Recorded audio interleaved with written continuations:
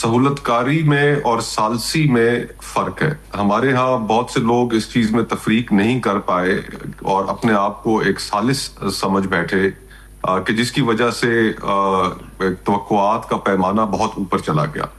حالانکہ اس میں اگر پاکستان کا کوئی رول ہونا تھا تو وہ صرف ایک فیسیلیٹیٹر کا تھا, اس سے زیادہ نہیں تھا.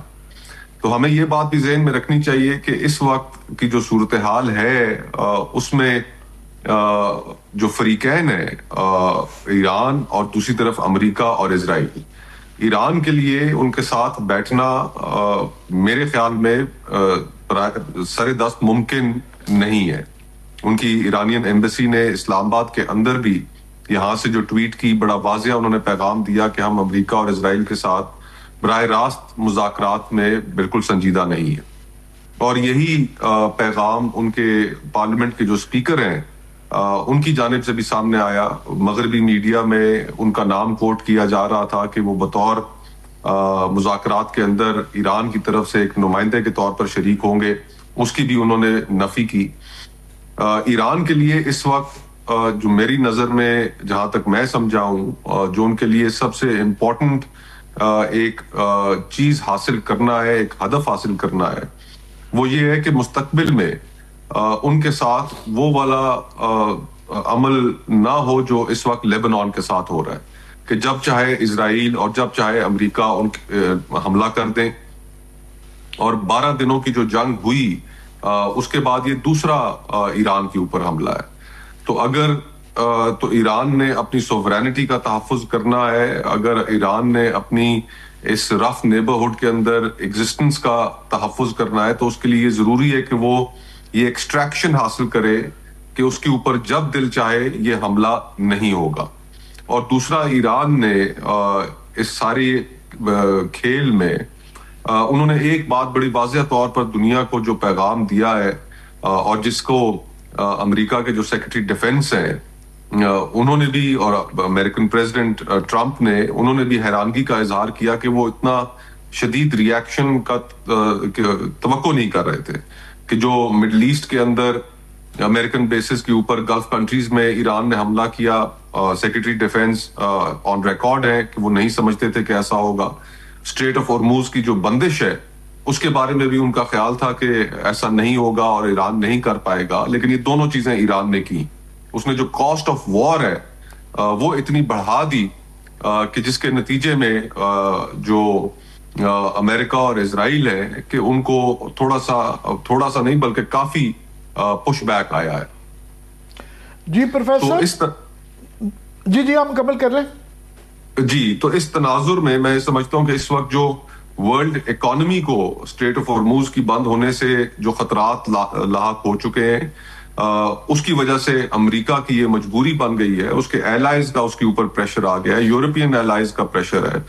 یورپین ایلائز نے تو پہلے تو ریلیکٹنس شو کی, وہ اس کے ساتھ اس طرح حصہ نہیں بنے اس ایگریشن کا جس طرح امریکہ توقع کر رہا تھا. آپ نے دیکھا کہ جو برطانیہ کے وزیر اعظم ہیں ان کو بڑا ٹرمپ نے پبلکلی کرٹیسائز بھی کیا, ان کے بارے میں کہا کہ یہ ہم چرچل کے ساتھ ڈیل نہیں کر رہے, اور ان کو اپنی تنقید کا بھی نشانہ بنایا. پھر اسی طرح یورپ میں اسپین نے ایک بڑا بولڈ سٹانس لیا. تو امریکہ کے اس اور اسرائیل کے اس ایکشن کو اس طرح کی حمایت بھی نہیں ملی جس طرح کی حمایت کی وہ توقع کر رہے تھے. اور اب اگر ورلڈ ریسیشن گلوبل اکانومی میں اگر آتا ہے, انرجی پرائسز اور سکائی راکٹ کرتی ہیں اس کانفلکٹ کے کنٹینیو ہونے کی وجہ سے, تو یہ ایران کے فیور میں جاتا ہے کہ وہ اتنا بڑا پیغام دے رہا ہے کہ اگر آپ ہمارے ساتھ ہمارے اس طرح کا عمل رکھیں گے تو اس کے نتیجے میں صرف آپ ہی نہیں بلکہ پوری دنیا کی اس کی ایک قیمت چکانی پڑے گی. جی پروفیسر, یہ تو کلیئرلی نظر آ رہا ہے کہ یہ 1-2 دن کے اندر تو مسئلہ حل نہیں ہو رہا. ایران نے اپنی جو ہے پوزیشن ایک بڑی سخت لی ہے, اور وہ ان کی جتنی لیوریج ہے اس کے اندر اس کی منطق سمجھ آتی ہے. امریکہ کی میں آپ سے سمجھنا چاہتا ہوں, جس طرح ابھی بیرسٹر صاحب نے کہا کہ ان کے اوپر ڈومیسٹک پریشر بھی ہے, انفلیشن بھی ہے. پھر ابھی میں نیو یارک ٹائمز میں دیکھ رہا تھا کہ وہ کہہ رہے ہیں کہ $1 ٹریلین کا رفلی یہ خرچہ ان کو پڑ جائے گا اب اگر جنگ ابھی بھی ختم ہوتی ہے. اور 2-3 ٹریلین ڈالر کی ٹرانزیکشنز جو ہے نا پچھلے چند دن صرف ان کے اس اعلان پہ کہ 5 دن کی وہ ہوئی ہیں، اور یہ الزام لگ رہے ہیں کہ لوگوں نے پیسے بنائے ہیں۔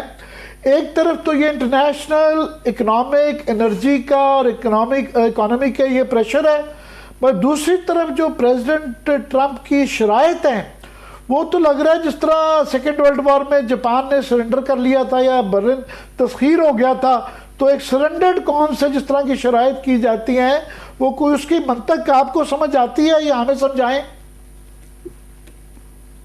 جی یہ بالکل درست بات ہے۔ دیکھیں ایک تو ہمیں پتہ ہے کہ ہم جنگی ماحول میں ہیں۔ 2001 کے بعد افغانستان پہ پہلے اٹیک ہوا، پھر اس کے بعد عراق پہ ہوا، لیکن یہ سمجھنا ضروری ہے کہ یہ جنگ کیسے دوسری جنگوں سے مختلف ہے۔ اور میں یہ سمجھتا ہوں کہ 1973 کے یعنی 1973 کا جو آئل شاک آیا تھا، اس کے بعد یہ بہت بڑا ایک ٹرننگ پوائنٹ ہے، کیونکہ پہلے جو جنگیں ہوئیں افغانستان میں، عراق میں، اس کا اثر عالمی معیشت پہ اس طریقے سے نہیں پڑا۔ ابھی جو جنگ ہو رہی ہے یہ جنگ صرف امریکہ کے خلاف نہیں ہے، یہ عالمی معیشت کے خلاف جنگ ہے، چاہے فلپینز ہیں، بھارت ہے، پاکستان ہے، ایجپٹ ہے، جو ملک تیل کی درآمد کرتے ہیں، گیس کی درآمد کرتے ہیں، عالمی معیشت پہ جن کا انحصار ہے، ان کے اوپر بھی یہ ایک طرح کی عالمی معیشت کے اوپر جنگ ہے۔ تو ایران نے جو اسٹریٹ آف ہارموز بند کر کے اور جو کاسٹ آف وار بڑھا کے اس کو ایک عالمی معیشت کے خلاف جنگ بنا دیا۔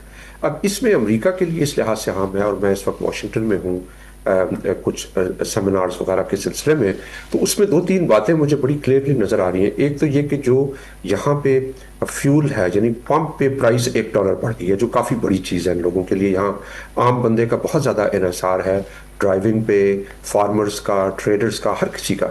تو جب پمپ پہ پرائس $1 بڑھ جاتی ہے، وہ یعنی $2.5 سے $3.5 کے بھی اوپر، تو اس کا ایک ڈائریکٹ ایفیکٹ ہوتا ہے معیشت کے اوپر۔ اور جو لوگ یہاں سوچ رہے تھے کہ یہ تیز جنگ ہوگی، تیزی سے ہم اس کو اختتام کی طرف لے جائیں گے، وہ تو بالکل بات ٹھیک نہیں ٹھہری۔ اور مودیز نے جو کریڈٹ ریٹنگ ایجنسی ہے اور اکانومی کی آؤٹ لک دیکھتی ہے، اس کے چیف اکانومسٹ نے کل پریڈکٹ کیا ہے کہ اگر یہ تیل کی قیمتیں $115 سے $125 کے درمیان جو بڑھنے کا خدشہ ہے ارلی اپریل تک، تو پھر U S economy officially recession میں جا سکتی ہے۔ اور یہ بہت بڑی بات ہے کیونکہ اسی چیف اکانومسٹ نے 2 مہینے پہلے کہا تھا کہ اکانومی ریکور کر رہی ہے، لیبر مارکیٹ ریکور کر رہی ہے، اور یو ایس اکانومی کا ریسیشن میں جانے کا چانس کم ہے۔ تو یہ ایک بہت بڑا چیلنج ان کے لیے آ گیا۔ پھر دوسرا جو بڑا چیلنج ہے وہ یہ ہے کہ جو عراق کی جنگ تھی اور افغانستان کی جنگ تھی، اس میں جو یو ایس اسٹیبلشمنٹ ہے، یعنی جو ان کے مختلف پاور سینٹرز ہیں، وہ تمام کے تمام متفق تھے ان جنگوں میں۔ لیکن اس وقت کی جنگ ہے جو ایران کے اوپر، اس میں امریکی انتظامیہ میں بہت بڑی تقسیم نظر میں آ رہی ہے۔ وہ بہت سارے لوگ جو پرو وار تھے، جو ایون پرو اسرائیل تھے، ان کو بھی اس پہ خدشات ہیں۔ آپ نے دیکھا پچھلے 2-3 دنوں میں بہت بڑے بڑے جنرلز نے، اسٹیبلشمنٹ کی بڑی فگرز نے کہا ہے کہ بھئی یہ ہم ایک بند گلی کی طرف جا رہے ہیں۔ تو یہ بہت بڑی تبدیلیاں ہیں جو پچھلی جنگوں کے مقابلے میں ڈیفرنٹ ہیں، اور یو ایس کے اندر پریشر ہے۔ اب ایک اور جو پریشر یو ایس میں ہے وہ یہ ہے کہ نیتن یاہو پچھلے 40 سالوں سے اس انتظار میں تھے کہ یہ موقع ہاتھ میں لگے کہ ایک ہی مرتبہ آپ ایران کا کام تمام کر دیں، اور ان کے جو بہت سارے گلف الائز ہیں وہ بھی تشویش میں مبتلا ہے، تو وہ اس موقع کو ہاتھ سے جانے نہیں دینا چاہتے۔ لیکن ہر آتے ہوئے دن کے ساتھ جو کاسٹ آف وار ہے وہ بڑھ رہی ہے امریکہ اور اس کے حلیفوں کے لیے۔ اس کے مقابلے میں اگر آپ ایران کو دیکھیں تو ایران میں 2 بہت اہم پہلو ہیں۔ ایک یہ پہلو ہے کہ ایران کی جو سینکشنز تھیں، انہوں نے جہاں ایران کو بہت کمزور کیا، ساتھ ہی انہیں بہت مضبوط بھی کیا، کیونکہ انہوں نے اس کے حساب سے اپنے آپ کو ایڈجسٹ کیا اور ایک ریزیلینس، اکنامک پولیٹیکل ریزیلینس پیدا کی۔ 40 سال کا ان کا تجربہ ہے ان سینکشنز اور مختلف طرح کی مسائل کے اندر سروائیو کرنے کا۔